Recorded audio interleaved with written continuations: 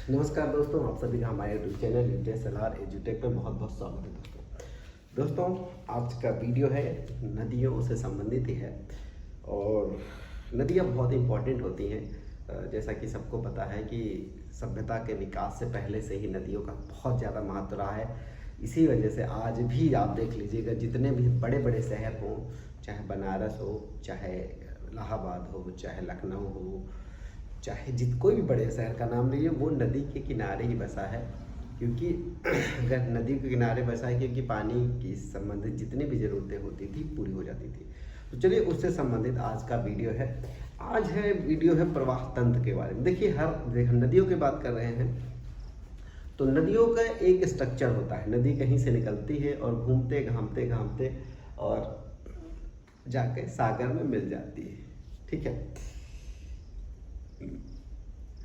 देखिए नदी की कोई भी नदी आप ले लीजिए, या तो वो बड़ी नदी में मिल जाएगी या फिर कुल मिला के वो पानी सागर में ही जाता है और सागर से फिर वापस हिमालय पे पहुंचता है, बर्फ बनता है, फिर वापस ऐसे आता है। वो चक्र चलता रहता है।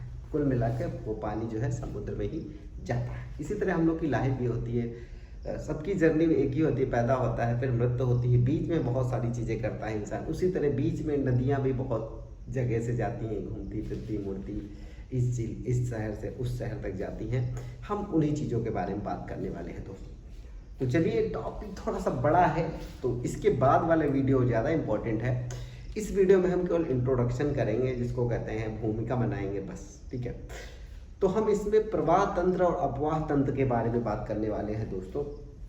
कोई नदी कैसे बहती है और किस तरीके से उसमें कई ढेर सारी नदियाँ मिल जाती हैं, कौन सा पैटर्न बनाती, इस चीज़ के बारे में हम लोग बात करने वाले हैं। तो चलिए सबसे पहले तो प्रवाह के बारे में बात कर लेते हैं, जिसको अगर इंग्लिश में कहा जाए फ्लो के बारे में। तो प्रवाह तंत्र सिंपल सा है, कुछ नहीं है। नदी जो बहने का स्वरूप होता है, रेखीय की बात हो रही है, एक वर्ड बहुत इंपॉर्टेंट है इसमें, रेखीय वाला।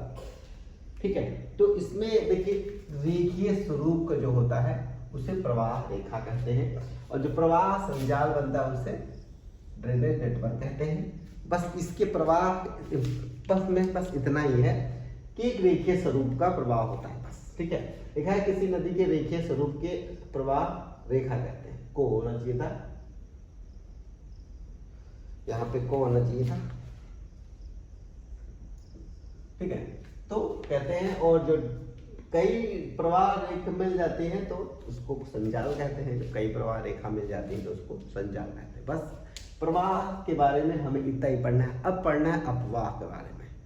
ठीक है, अपवाह तंत्र के बारे में। ये टॉपिक बहुत ही लंबा है, देख लीजिए कितने टाइप का प्रकार है, सब है, इतने टाइप का प्रकार है। और मुझे नहीं लगता, देखिए हमने नोटिस किया है कि वीडियो छोटे छोटे बनाते हैं तो लोगों को ज़्यादा अच्छे लगते हैं। ठीक है, तो इसका जो विस्तृत वाला हम करेंगे, हो सकता है इसको हम 2 भागों में बांटें, क्योंकि लंबा वीडियो हम नहीं बनाना चाहते। तो हम बात करते हैं, हम सबसे लंबा जो चीज़ है ये अपवाह तंत्र के बारे में। ठीक है, अपवाह तंत्र के बारे में हम बेसिकली बात करेंगे। जैसे कोई एक बड़ी सी नदी निकलती है, उसमें ढेर सारी नदियाँ मिलती चली जाती हैं। ठीक है, उसका निकलने के तरीके से, जहाँ से निकल रही है वो किस नदी के आसपास जा रही है, या किसी के समांतर जा रही है, कि खड्डे बनाते हुए जा रही है, कि पहाड़ों को काटते हुए जा रही है, इस चीज़ के बारे में हम लोग को बात करनी है। ठीक है, कई तरह की नदियाँ भी होती है, मौसमी होती हैं, 12 वर्षीय होती हैं, मतलब हर समय बहने वाली। जैसे हिमालय से जो नदियाँ निकलती हैं, खासकर गंगा यमुना, ये सब हमेशा बहती रहती। लेकिन कुछ नदियाँ होती हैं जो मौसमी बरसात के मौसम में ही निकलती हैं। ठीक है, वो मौसमी नदियाँ होती हैं। चलिए हम इसके बारे में बात कर लेते हैं। निश्चित वाहिकाओं यानी निश्चित वाहिकाओं चैनल के माध्यम से जल प्रवाह को अपवाह कहते हैं। ठीक है, जब किसी निश्चित माध्यम से वाहिकाओं द्वारा जल प्रवाह होता है तो उसे हम अपवाह कहते हैं। इसमें इतना लॉजिकली समझने की जरूरत नहीं है, समझने की जरूरत आपको यहाँ पढ़ने वाली है। ठीक है, इसमें आपको यही समझना है। टेक्निकली रूप से देखा जाए तो ये नदी है, इधर से नदी मिल रही, इधर से नदी मिल रही, इधर से इसमें मिल रही, इधर से इसमें, इस तरीके का एक तंत्र बन जाता है। इसको अपवाह तंत्र कहते हैं। बस इसके अलावा इसमें कुछ नहीं करना है। पूरा जो इतना बवाला हमने लिख रखा है, बस इसका मतलब यही है बस कि जब एक नदियाँ निकलती है, ठीक है, चैनल से, फिर उसमें देखिए यही सब लिखा है। इन वाहिकाओं में जाल सा बन जाता है। देखिए जाल टाइप का बन रहा है। तो ये जाल टाइप किस चीज़ पर निर्भर करता है, देख लीजिए। स्थलाकृति पर, संरचना पे, ढाल पे, चट्टान पे और जल की मात्रा पे, बहाव की अवधि पे, ये सब चीज़ों पे निर्भर करता है। जैसे ब्रह्मपुत्र नदी का बहाव बहुत तेज है तो उसका अलग होगा आपका ये अपवाह तंत्र। गंगा नदी का अपवाह तंत्र अलग है, यमुना नदी का अपवाह तंत्र अलग है, और सिंधु वाली जो नदियां हैं, सिंधु नदी से संबंधित जो तंत्र है उसका अलग, यानी कि हिमालय वाली नदियों का अपवाह तंत्र अलग है। तो उधर के इलाके से चीज़ें डिफरेंट हो जाती है। हिमालय वाला इलाका बिल्कुल पहाड़ी इलाका है, जब सिंधु नदी निकलती है तो बिल्कुल कहते हैं कि सिंधु नदी बहुत पुरानी है, हिमालय से भी पहले। तो वो क्या करती है, पहले जो वो बता ही देते हैं, हिमालय से कुछ नदियां जो थी हिमालय के पहले से भी बह रही हैं, ठीक है। तो क्या हुआ, हिमालय एक दिन में तो आया नहीं होगा, धीरे धीरे आया होगा। जैसे ये नदी बह रही है तो हिमालय धीरे धीरे हुआ, तो धीरे धीरे हुआ, लेकिन वे हिमालय जो बढ़ रहा है इसको काटती चली गई, ठीक है। तो वो हिमालय की गहराइयों के, जैसे एक ये पहाड़ है, पहाड़ कैसे बना दे, एक ये ऊंचा सा पहाड़, एक इसके उधर पहाड़, तो बीच में पहाड़ को काट दिए हैं और बीच से पहाड़ों से बहती हुई चली जा रही है। एक तरीके का अपवाह तंत्र है, इसके बारे में हम लोग बात करेंगे, इसको अपूर्ववर्ती अपवाह कहते हैं, ठीक है। तो इस तरह के अपवाह तंत्र के बारे में हम लोग बात करने वाले हैं, ठीक है।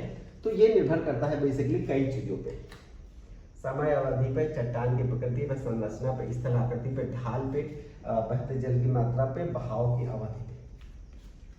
तो ये चीजें हैं भैया। बहाव, नदी मोस्टली क्या होता है, बहाव के आगे तो बहेगी नहीं, बहाव ढाल की तरफ ही बहती है मोस्टली, ठीक है। और काफ़ी चीज़ें, कुछ नदियाँ ऐसी होती हैं कि रास्ते में कुछ आ गया तो अपना रास्ता ही बदल देती हैं। ढेर सारी नदियों का अपवाह तंत्र है, इनके बारे में हम लोग बात करेंगे।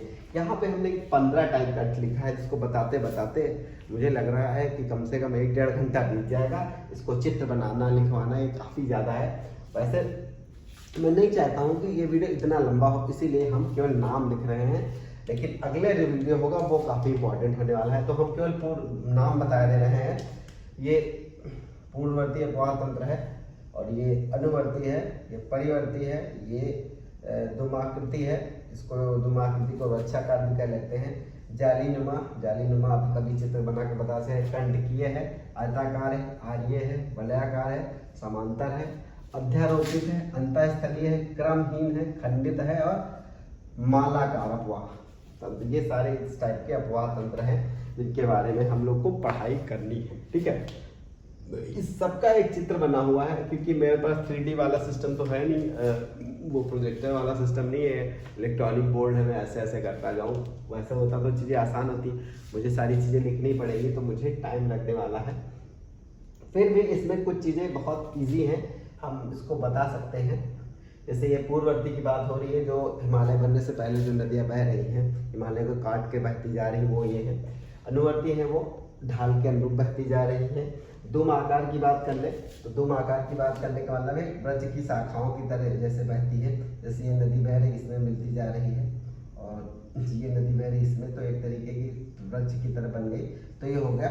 और जालीनुमा आकार बहुत ज़्यादा, जालीनुमा की बात कर लेते हैं तो ये यहाँ से मिल रही है, फिर यहाँ से मिल रही है, फिर इसमें ये नदी मिल रही है, फिर इसमें ये नदी मिल रही है, फिर इसमें ये नदी मिल रही है। इस तरीके से कुछ ज़्यादा जाल सा बना लेते हैं तो जालीनुमा हो जाती है, ठीक है। कंटकीय में अगर हम बात कर लें, ऐसे ही बता रहा हूँ सरसरी तौर पे, जब डीपली बताऊंगा तो चित्र जैसे यहाँ बताता हूँ। जैसे ये नदी बह रही है, ठीक है, इस नदी से ये नदी मिल जाए तो कोई बात नहीं, लेकिन एक नदी इधर से बह रही है और जाके इधर की तरफ है और जाके इसमें मिल जाती है ये नदी, तो ये कंटकीय कहा जाता है। आयताकार की बात कर ले तो कभी कभी होता है कि जैसे कोई नदी बह रही है तो एक ऐसे या ऐसे समकोण पे काटने लगती है, एक आयताकार की आकृति बन जाती है, तो वो आयताकार होती है। आर्य वाली तो बहुत आसान है, जैसे कोई पठार है, यहाँ पे पठार है और यहाँ पे पानी बरसता है या फिर ऊंचा यहाँ पर बर्फ गिरती है, तो चारों तरफ नदियाँ बहती रहती हैं ये इस सोर्स से, उसको आर्य कहते हैं। वलयाकार की बात करें, जैसे नदी बह रही है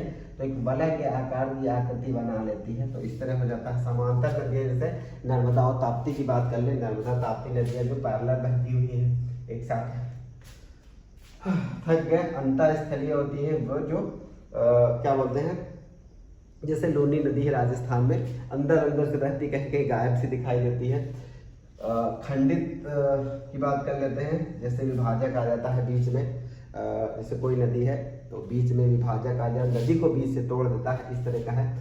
ठीक है। तो इस तरह काफ़ी नदियाँ हैं, मालाकार नदियों के बारे में बात कर ले तो ये नदियाँ जैसे बीच में ऐसे ऐसे बीच में बना देती हैं, ठीक है, तो ये मालाकार आ जाती है। तो हम इसके बारे में काफ़ी ज़्यादा डीपली बात करने वाले हैं, ठीक है, और चित्र भी बनाएंगे, ये सारी चीज़ें हम लोग करने वाले हैं, ठीक है। देखिए आज के टाइम में पढ़ाई करना, मैं मानता हूँ कि कंपटीशन अधिक हो गया है, लेकिन एक चीज़ और है, पढ़ाई का सिस्टम भी अलग है। अगर आप रिचार्ज कर लेते हो मोबाइल में तो आप टॉपिक वाइज पढ़िए, आप किसी टीचर को फॉलो चाहे ना करें, वैसे भी बहुत बढ़िया बढ़िया सर हैं, खान सर हैं, दिव्यकीर्ति सर हैं, फिजिक्स वाला है, ढेर सारे यूट्यूब चैनल्स हैं।